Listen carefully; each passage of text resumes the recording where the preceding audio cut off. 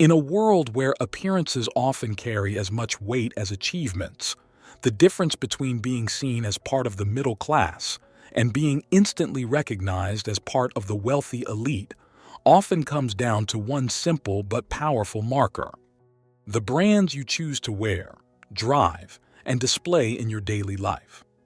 And while many brands may be familiar names to the general public, there exists a fascinating line dividing those that middle-class shoppers tend to avoid and those that rich-class shoppers chase relentlessly, creating a cultural battleground of taste, aspiration, and social signaling. So in this video, we are looking at 15 luxury brands that you almost never see in middle-class wardrobes or driveways, but which are obsessively chased, collected, and flaunted by the wealthy elite. And by the end of this video, you will not only understand why these brands command such respect among the rich, but also uncover the cultural codes, histories, and subtle nuances that make them almost untouchable to the middle class. So stick with me, because whether you aspire to move up in status or just want to understand the psychology of true luxury, this is a journey into a world where perception equals power. Hermès is a perfect place to begin because it exemplifies everything about the paradox of luxury branding that attracts the elite but keeps the middle class away. This French fashion house, founded in 1837, is most famous for its Birkin bag, a product so expensive and so difficult to obtain that many middle-class consumers consider it absurd to even attempt, with waiting lists stretching into years and resale prices soaring to six figures. Yet for the rich, the Birkin represents more than a bag. It is a status marker that quietly whispers access, exclusivity, and patience.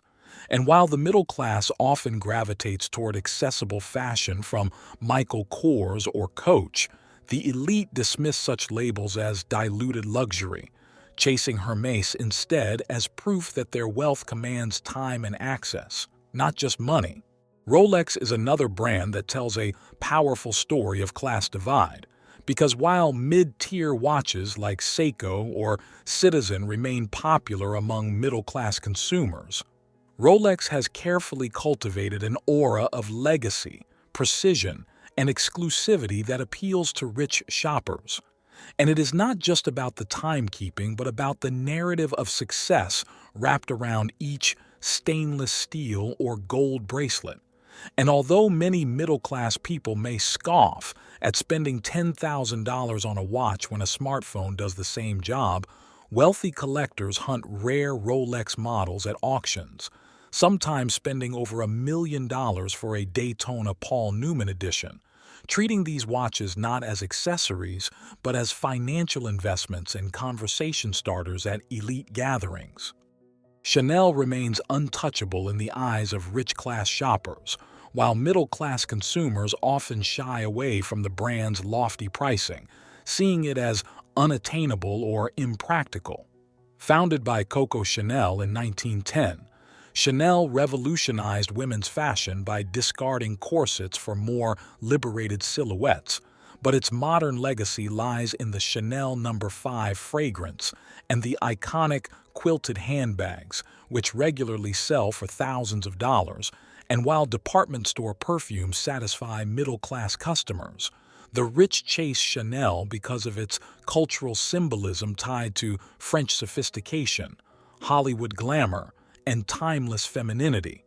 And interestingly, Chanel has deliberately kept its retail strategy restrictive, avoiding discount culture entirely, making it a true red line between the classes. Ferrari exemplifies the idea that middle-class practicality often avoids ultra-luxury automobiles while the rich embrace them wholeheartedly. Founded in Italy in 1939 by Enzo Ferrari, the brand is synonymous with racing heritage, speed, and artistry. But what many don't know is that Ferrari carefully limits production numbers to around 10,000 cars a year globally, deliberately ensuring scarcity to protect the brand's prestige. And while middle-class buyers may opt for BMWs or Teslas, wealthy elites queue for years to secure a Ferrari allocation, treating the car less as transportation and more as a membership card into an elite community of enthusiasts and collectors. Louis Vuitton is perhaps the most globally recognized luxury brand, yet its sheer price point and refusal to discount keep it firmly out of middle-class shopping carts, even though fakes and replicas saturate the streets. Founded in 1854, Louis Vuitton built its empire on sturdy travel trunks that catered to aristocracy, and today its handbags, wallets, and fashion lines remain synonymous with wealth, exclusivity, and European heritage. So while a middle-class shopper may see a $3,000 LV bag as financial insanity, wealthy customers see it as a basic starter symbol, with some even dismissing entry-level monogram products as too obvious and instead hunting rare, limited edition collaborations like the Supreme or Jeff Koons collections, which reach astronomical resale values. Cartier occupies an especially fascinating place in luxury culture because, while jewelry is accessible at every price level, Cartier deliberately exists at the pinnacle, known as the Jeweler of Kings and King of Jewelers, a title bestowed by King Edward VII of England in the early 20th century, and its watches, bracelets, and rings carry the kind of historical gravity that middle-class buyers often find unnecessary, but wealthy clients adore as heirlooms. The Cartier Love bracelet, for instance, sells for over $6,000 and has to be screwed onto the wrist with a miniature screwdriver, symbolizing eternal love. And though the middle class might balk at the inconvenience, the rich embrace it as a romantic status ritual. Gucci's presence in pop culture makes it look accessible, yet true luxury Gucci items, particularly from its higher-end fashion lines, are out of reach for most middle-class shoppers. And though some may dabble with Gucci belts as aspirational buys, true elite shoppers pursue full runway collections, couture-level pieces, and rare archival designs. Gucci has surged in popularity with younger millionaires thanks to its bold, maximalist style under their creative directors, and while middle-class shoppers often accuse Gucci of being overpriced or ostentatious, rich shoppers adore its mix of heritage and rebellious style, making it both controversial and coveted. Bugatti represents perhaps the starkest divide of all, as a car brand so absurdly expensive that no middle-class buyer would even consider it. Yet for billionaires, it is a must-have status symbol, with the Bugatti Chiron starting at around $3 million and special editions going far higher. The brand combines French craftsmanship with raw engineering power, producing hypercars that can exceed 300 miles per hour. And although such performance is irrelevant for daily driving, wealthy elites chase Bugatti not for utility but for its unmatched exclusivity, with production numbers kept lower than 100 cars a year, effectively ensuring that ownership is as rare as joining an exclusive private club. Prada occupies a unique niche in luxury fashion, admired for its understated intellectual approach to style. And while middle-class consumers often see Prada as minimalistic and overpriced, rich shoppers value its discreet sophistication.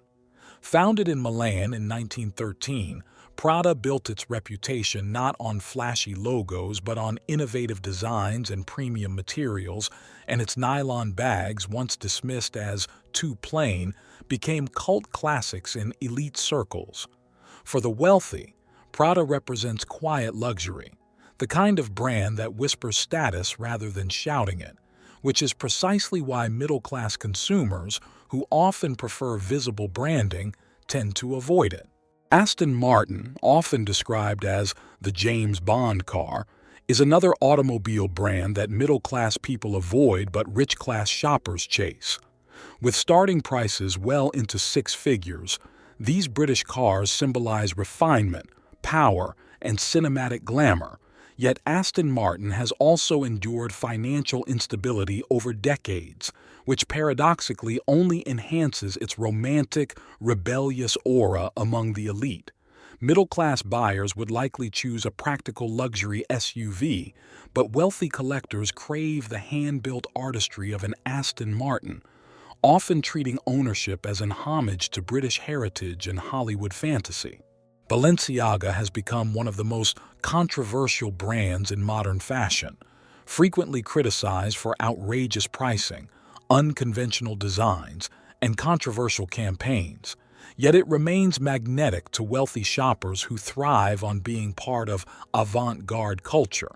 From its destroyed sneakers retailing at over $1,800 to its oversized streetwear collections, Balenciaga deliberately alienates middle-class sensibilities, almost mocking the idea of traditional value for money.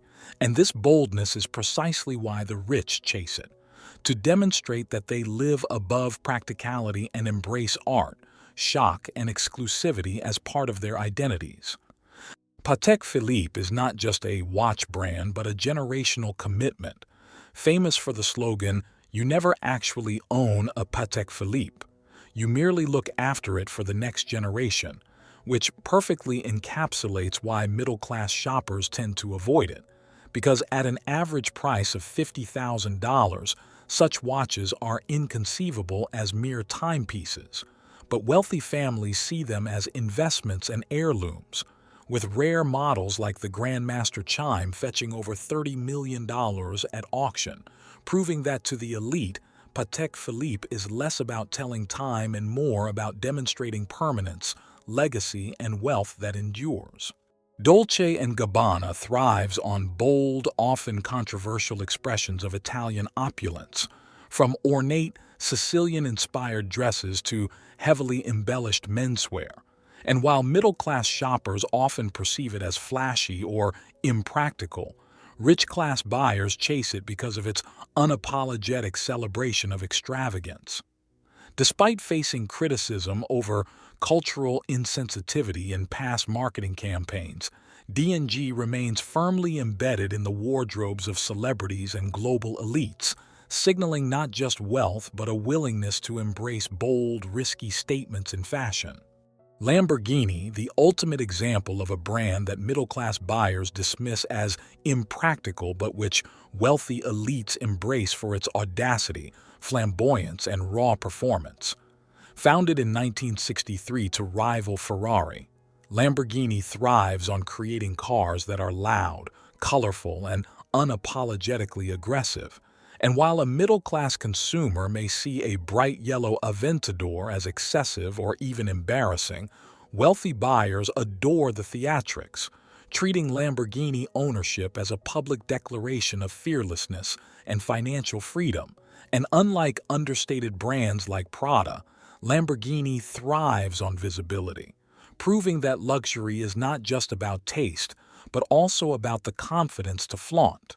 Dior deserves a place on this list because it epitomizes the kind of brand the middle class often avoids due to its high entry prices, yet which the wealthy embrace as a pillar of their fashion identity.